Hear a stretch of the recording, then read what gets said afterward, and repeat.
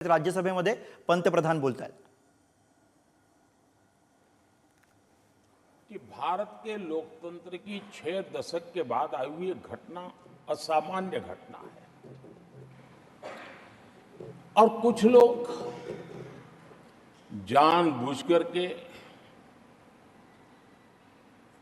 उससे अपना मुंह फेर करके बैठे रहे। कुछ लोगों को समझ नहीं आया और जिनको समझ आया उन्होंने हो हल्ला उस दिशा में किया कि ताकि देश की जनता की इस विवेक बुद्धि पर, देश की जनता के इस महत्वपूर्ण निर्णय पर कैसे छाया कर दी जाए, कैसे उसको ब्लैकआउट किया जाए, इसकी कोशिश हुई। लेकिन मैं पिछले 2 दिन से देख रहा हूं कि आखिर तक पराजय भी स्वीकार हो रहा है और दबे मन से, कम मन से विजय भी स्वीकार हो रहा है।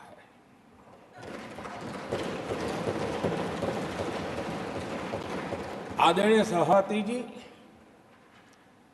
कांग्रेस के हमारे कुछ साथियों को मैं हृदय से धन्यवाद करना चाहता हूं, क्योंकि नतीजे आए तब से हमारे एक साथी की तरफ से मैं देख रहा था, उनकी पार्टी उनको समर्थन तो नहीं कर रहे थे, लेकिन अकेले झंडा लेकर दौड़ रहे थे। और मैं कहता हूं, वो जो कहते थे उनके मुंह में घी शक्कर। और ये मैं क्यों कह रहा हूं? क्योंकि उन्होंने बार बार ढोल पीटा था 1/3 सरकार। इससे बड़ा सत्य क्या हो सकता है कि हमारे 10 साल हुए हैं, 20 और बाकी है। 1/3 हुआ है, 1/3 हुआ है, 2/3 बाकी है। और इसलिए उनकी इस भविष्यवाणी को लिए मैं उनके मुंह में घी सकता।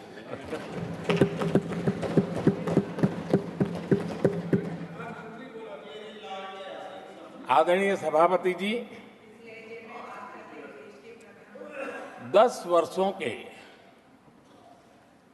अखंड, एकनिष्ठ, अविरत सेवा भाव से किए हुए कार्य को देश की जनता ने जी भर करके समर्थन दिया है।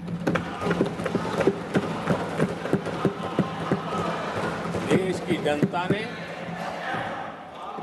आशीर्वाद दिए हैं। आदरणीय सभापति जी, इस चुनाव में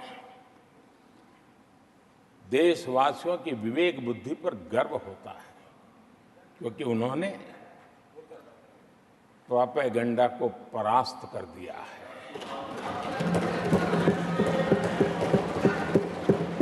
देश की जनता ने परफॉर्मेंस को प्राथमिकता दी है। भ्रम की राजनीति को देशवासियों ने ठुकराया है और भरोसे की राजनीति पर विजय की मोहर लगा।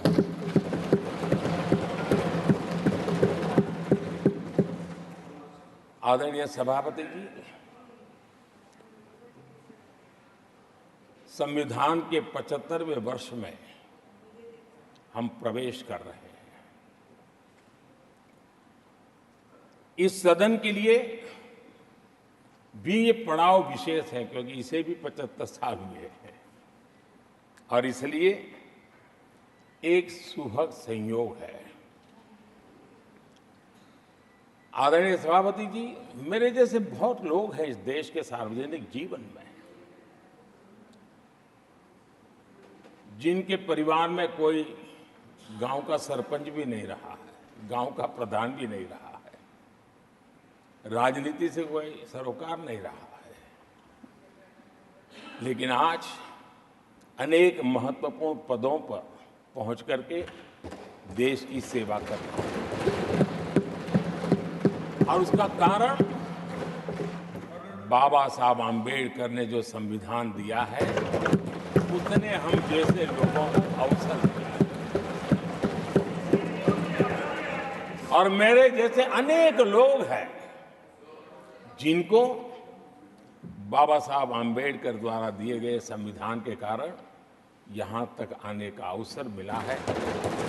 और जनता जनार्दन ने उस पर मोहर लगाई, तीसरी बार आने का मौका मिल गया।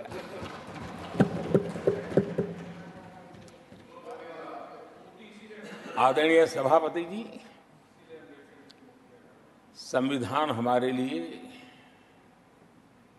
ये कोई आर्टिकल्स का कंपाइलेशन मात्र नहीं है। हमारे लिए उसका स्पिरिट भी और उसके शब्द भी बहुत मूल्यवान है।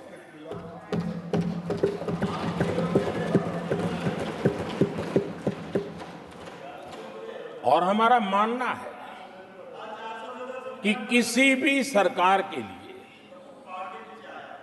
किसी भी सरकार के नीति निर्धारण में, कार्यकलापों में हमारा संविधान लाइट हाउस का काम करता है, दिशा दर्शक का काम करता है, हमारा मार्गदर्शन करता है। आदरणीय सभापति जी, मुझे याद है मैंने जब लोकसभा में हमारी सरकार की तरफ से कहा गया कि हम 26 नवंबर को संविधान दिवस के रूप में मनाएंगे, तो मैं हैरान हूं जो आज संविधान की प्रत लेकर के कूदते रहते हैं, दुनिया में लहराते रहते हैं, उन लोगों ने विरोध किया था 26 जनवरी तो है, तो संविधान दिवस क्यों लाए। और आज संविधान दिवस के माध्यम से,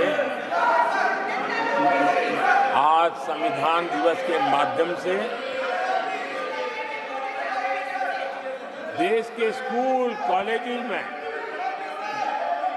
संविधान की भावना को, संविधान की रचना में क्या भूमिका रही है, देश के गणमान्य महापुरुषों ने संविधान के निर्माण में किन कारणों से कुछ चीजों को छोड़ने का निर्णय किया, किन कारणों से कुछ चीजों का स्वीकार करने का निर्णय किया, इसके विषय में हमारे स्कूल कॉलेजेस में विस्तार से चर्चा हो, निबंध स्पर्धाएं हो, चर्चा सभाएं हो, एक व्यापक रूप से संविधान के प्रति आस्था का भाव जगे और संविधान के प्रति समझ विकसित हो। देशवासियों के लिए आने वाला पूरा कालखंड संविधान हमारी सबसे बड़ी प्रेरणा रहे, इसके लिए हम कोशिश करते रहे हैं। और अब जब 75 वर्ष में प्रवेश कर रहे हैं, तो हमने इसे एक जन उत्सव के रूप में राष्ट्रव्यापी उत्सव मनाने का तय किया और इससे देश के कोने कोने में संविधान की भावना को, संविधान के पीछे जो मकसद है, उसके विषय में भी देश को अवगत कराने का प्रयास है। आदरणीय सभापति जी, देश की जनता ने हमें तीसरी बार जो अवसर दिया है, वो अवसर विकसित भारत, आत्मनिर्भर भारत, इस यात्रा को मजबूती देने के लिए, इस संकल्प को सिद्धि तक ले जाने के लिए हमें देश के कोटि कोटि जनों ने आशीर्वाद दिए हैं।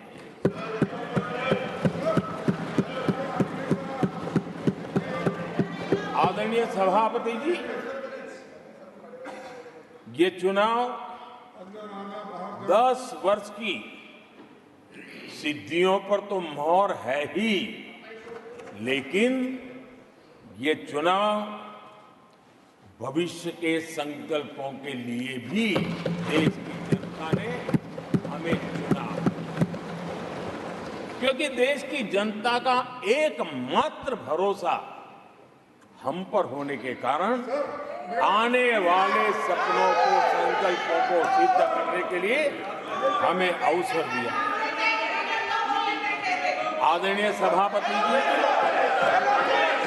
देश भली भांति जानता है, देश ने पिछले 10 वर्षों में हमारे देश की अर्थव्यवस्था को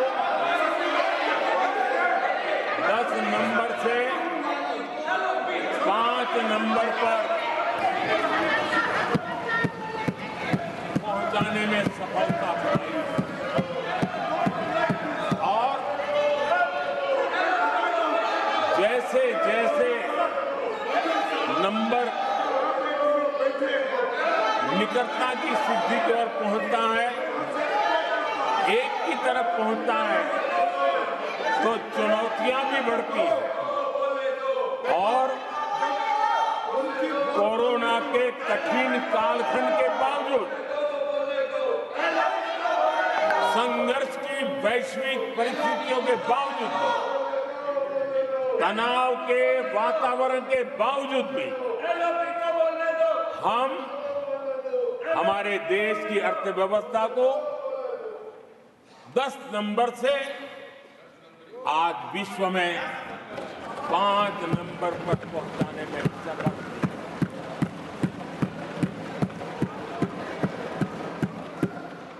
इस बार देश की जनता ने हमें रिकॉर्ड में 5 नंबर से 3 नंबर की इकोनॉमी पर पहुंचाने के लिए जनादेश दिया है और मुझे पक्का विश्वास है कि देश की जनता ने हमें जो जनादेश दिया है, हम भारत की अर्थव्यवस्था को विश्व के टॉप 3 में पहुंचा के रहेंगे।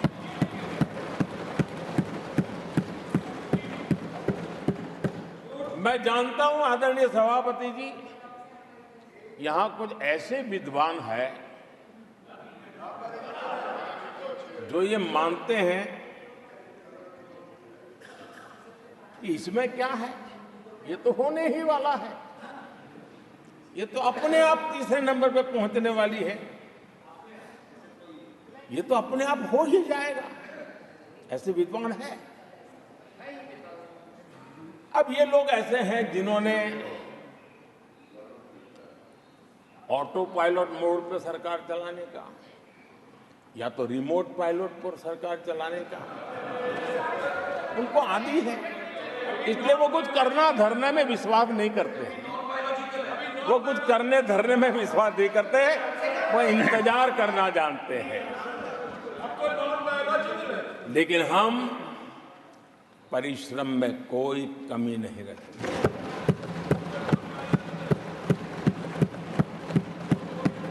आने वाले वर्षों में पिछले 10 वर्षों में हमने जो किया है उसको गति भी बढ़ाएंगे, उसका विस्तार भी बढ़ाएंगे और गहराई भी होगी, ऊंचाई भी होगी और हम इस संकल्प को पूरा करेंगे। आदरणीय सभापति जी, चुनाव के दरमियान मैं देशवासियों को कहता था कि जो 10 साल हमने काम किया है, हमारे जो सपने और संकल्प है उसके हिसाब से तो ये एपेटाइजर है, मेन कोर्स तो अभी शुरू हुआ।